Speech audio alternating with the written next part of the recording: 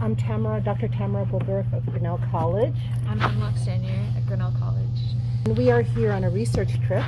We've been in South Carolina and now we're in Mississippi because we are interested in the ancestry of Edith Renfrow Smith, who is a descendant of a family in South Carolina, and her family is connected to one of the founders of Mound Bayou. So if we look at this family tree, the family starts, and this is all that we've gotten from oral history that Miss Edith still retains at almost 110. Wow. So she was born 2 weeks before the outbreak of World War I. She graduated from Grinnell College, the first Black woman graduate, in 1937. She has been telling her family's history for years. We started working on her and bringing recognition to her about 3 years ago, and we've done some work in that regard, but what we're doing now is backtracking and filling in some of the people. And it begins with Antoine Gilbal, who was a Frenchman who had 3 children with an enslaved woman, Jane, in Newberry, South Carolina.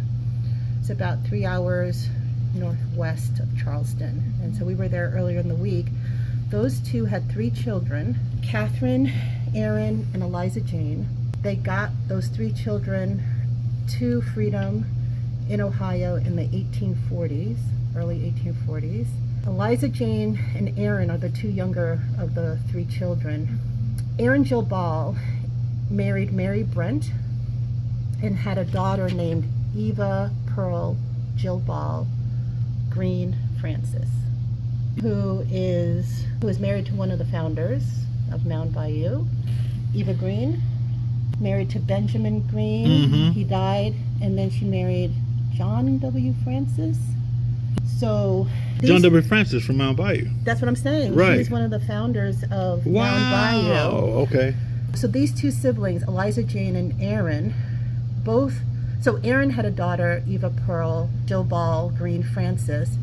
Eliza Jane, his little sister, had a daughter, Eva Pearl Craig. Eva Pearl Craig came to Mound Bayou, we believe in the late 1890s, and she is the mother, Eva Pearl Craig Renfrow, of Edith Renfrow Smith, the first Black woman graduate of Grinnell College. Wow. Okay. And so we're here to learn more about Mound Bayou and to learn more particularly about Eva Pearl Gilbal Green Francis. That's amazing. I wish the lady that I was just on the phone with was here, because I could see her now standing on her head and flipping up and down, because she is deep into this.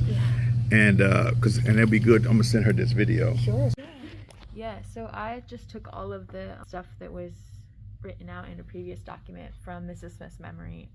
I put it, just like wrote all the names down, all the dates, and then I went and color-coded the names that were passed down. 2 Janes, 2 Eva Pearls, 2 Anna Catherines, like passed down generations. Okay. And I added this, like, important images from oral histories that Mrs. Edith Renfrow Smith had recorded. This is her family's home in Grinnell. Her mother's wedding photo. 1901, they have it.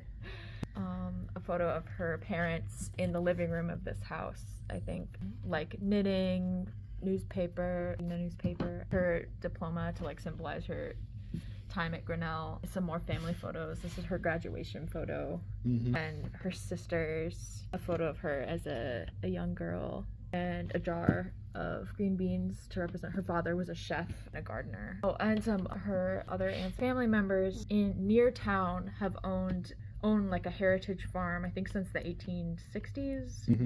And she would visit their farm nearby, and the family still owns that farm. And it's important to represent that too. How big is Grinnell? 10,000. And so it was from hearing her stories where she said her mother moved to Grinnell with her parents in the 1880s. Her mother went to the industrial school for girls in Grinnell, and then at about 16, that was all the schooling that she could get. And Miss Edith says that my mother then started teaching. And then she says, my mother, Eva Pearl Craig Renfrow, went to Mound Bayou, Mississippi, to be a governess to her cousin's children. And she says that, and the dates that we're looking at are about 1890s.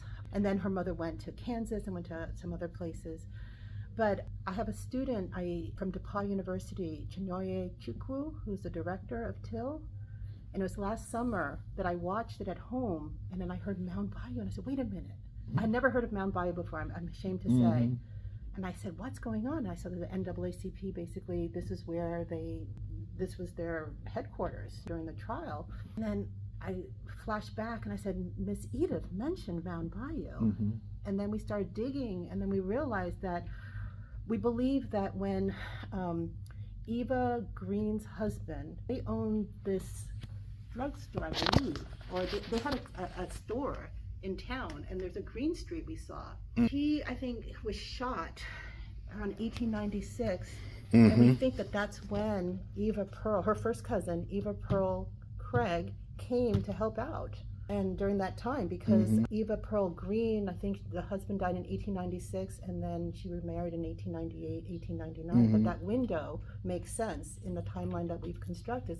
We're just amazed that these three children, who are children, like toddlers and, like 5 or so, when they were sent up north in the care of Quakers, retained a memory of their parents and then retained connections that endured, so that 2 first cousins who never lived in the same place knew of each other. And actually, we have some things to show you about this Eva Pearl Green Francis, who is married to, I guess it's Benjamin Green.